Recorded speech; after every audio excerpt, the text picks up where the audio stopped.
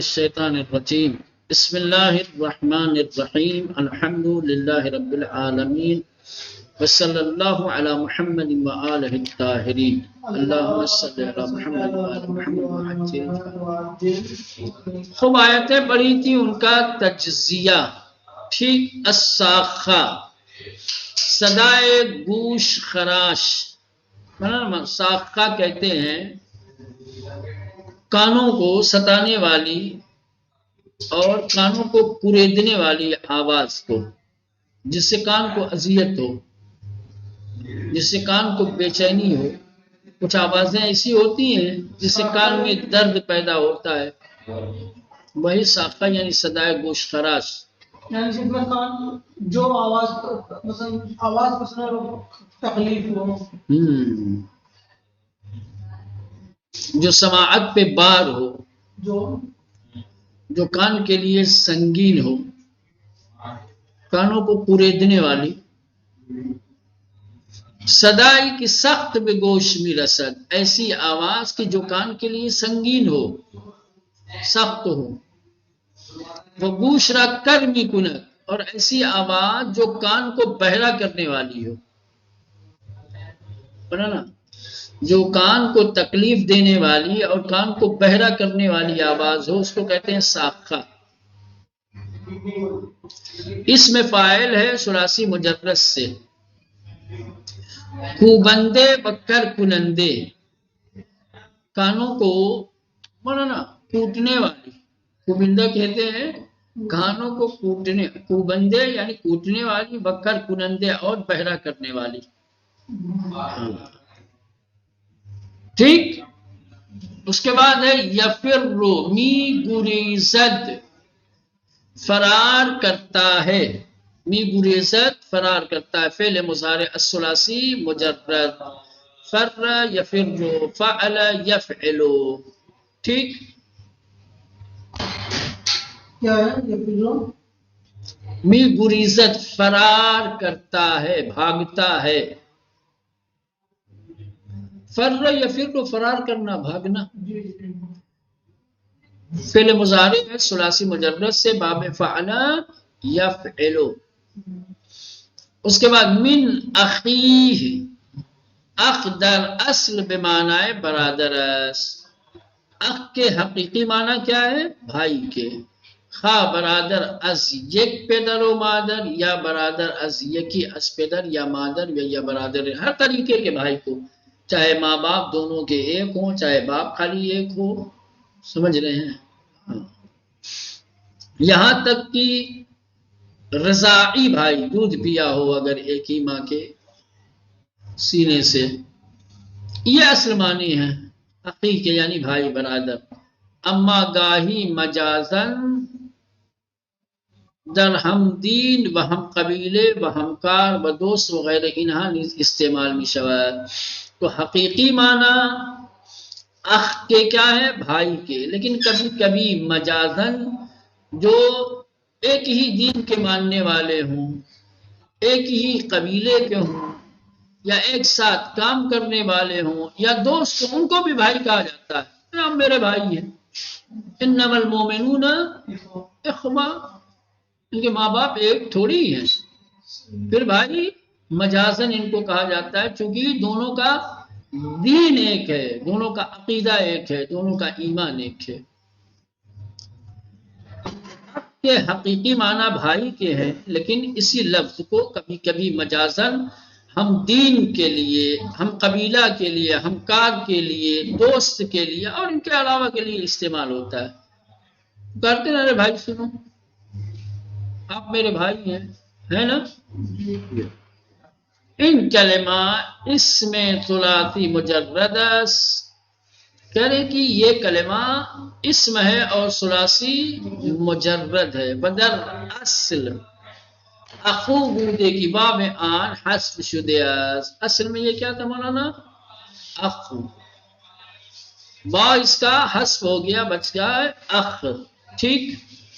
و ام ہی، ام یعنی مادر، یہ بھی اس میں ثلاثی مجرد ہے. در اصل بمعنی پائے و اصل و اساست، اور اس کا حقیقی معنی ہے مولانا پایا، اصل، اساس۔ کسی بھی چیز کی اصل کو، بنیاد کو کیا کہا جاتا ہے؟ عربی میں۔ سپس به ہر چیزی کی اصل برائے وجود چیزی یا اصل برائے تربیت و اصلاح چیزی یا مبدأ چیزی اس اصطلاح میں شود۔ تو اصل معنی بنیاد اور اساس کے ہیں۔ اس کے بعد اس کلمے کو توسیع دیا گیا اور ہر اس چیز کے لیے کہ جو کسی دوسری چیز کے وجود کی اساس ہو، یا کسی کی تربیت کی، کسی کے اصلاح کی اساس ہو، یا کسی چیز کا مبدأ ہو، کسی چیز کی ابتدا اس سے ہوئی، تو اس کو کہا جاتا ہے۔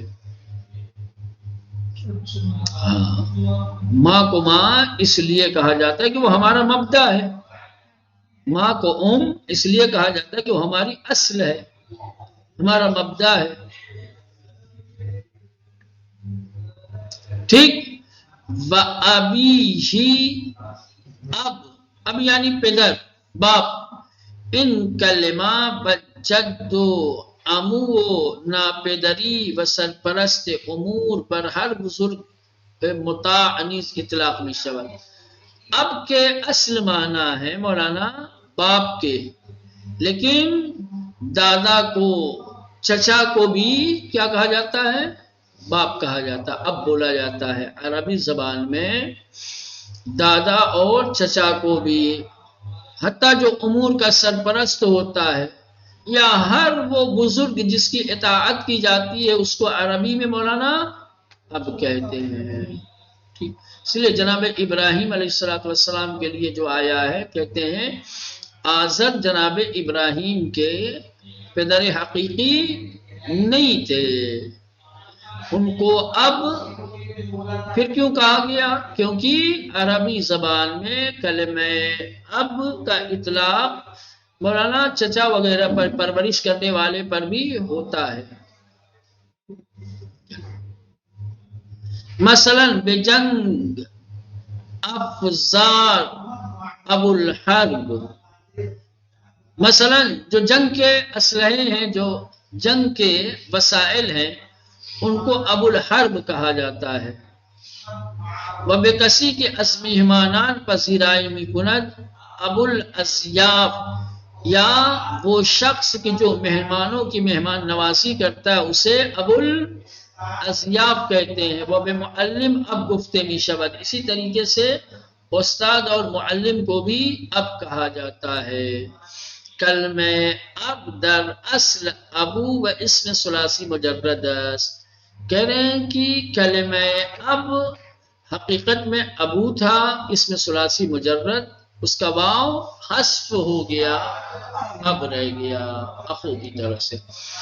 وصاحبتہ، صاحبہ یعنی زوجہ، ہمسر، معاشر۔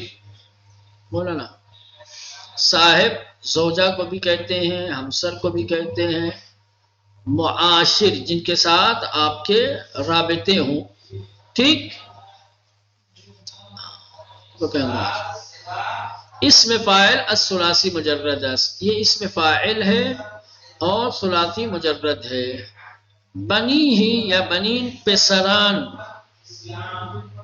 اولاد، لڑکے، جمع ابن، ابن کی جمع ہے۔ از ملحقات جمع مذکر سالم است، یہ جمع مذکر سالم کے ملحقات میں سے ہے، بنون ہے۔ وکلمہ ابن در اصل بنو یا بنی بودے است، کہہ رہے ہیں کہ کلمہ ابن اصل میں یا بنو تھا یا بنی تھا، کہ بعد از حذف حرف آخر حمزہ وصل در اول آن آورده شده ہے، کہ اس کے آخر کو حذف کر کے واو کو یا کو، بنو مانے تو واو کو حذف کریں گے، بنی مانیں گے تو یا کو، تو اس کے آخری حرف کو حذف کر کے شروع میں حمزہ لایا گیا تو ہو گیا ابن۔ ٹھیک، بنا بر ابن بر وزن اف میں باشد۔ ٹھیک، اور یہ شان، کار و حال، شان کہتے ہیں حالت کو، کام کو، کار بزرگ بڑے کام کو، اس میں ثلاثی مجرد ہے، یہ بھی اسم ہے اور ثلاثی مجرد ہے۔ یغنی ہے میں یغنی، بے نیاز می کند، بولا نا وہ بے نیاز بناتا ہے، وہ بلا ضرورت بناتا ہے۔ بسندے می کند، اکتفا کرتا ہے، کافی سمجھتا ہے۔ فعل مضارع اسباب افعال، مولانا یغنی فعل مضارع ہے اور باب افعال سے ہے۔ اغنا یغنی، اغنا اس کا جو ہے مصدر ہے، اور یہ متعدی ایک مفعولی ہے، ٹھیک۔ وجوہ، رؤیہا چہرے، وجہ کی جمع ہے، وجہ کی جمع مکسر ہے، وجوہ چہرے، ٹھیک۔ مسفرہ روشن و تابان، مسفرہ کہا جاتا ہے جو روشن ہو، جو چمک رہا ہو، چمکیلا، نور والا۔ اسم فاعل صیغہ مؤنث اسباب افعال، اسم فاعل ہے، مؤنث کا صیغہ ہے اور باب افعال سے ہے۔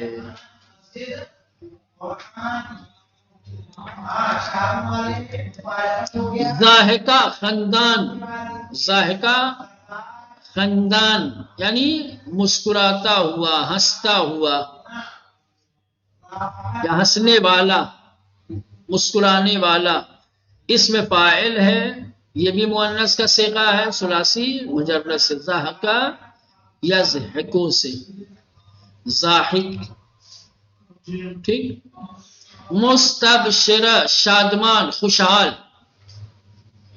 مسرور، مستبشرہ یعنی شادمان، خوشحال، مسرور، یہ بھی اسم فاعل ہے، صیغہ مؤنث ہے، اسم فاعل کا اسباب استفعال، ٹھیک۔ مستبشرہ، ہاں اس کا بڑے والے کا سب سے چھوٹے والے، ٹھیک۔ چلو اس کے بعد ہے غبرہ، گرد و غبار، غبرہ یعنی گرد و غبار، یہ اس میں ثلاثی مزید ہے۔ ترحقھا، ترحق، فرومی پوشاند، فرامی گیرد، ترحقھا مولانا کسی چیز پہ چھا جانا، چھپا لینا، کسی چیز کو احاطے میں لے لینا، چھپا لینا کسی چیز کو، ٹھیک۔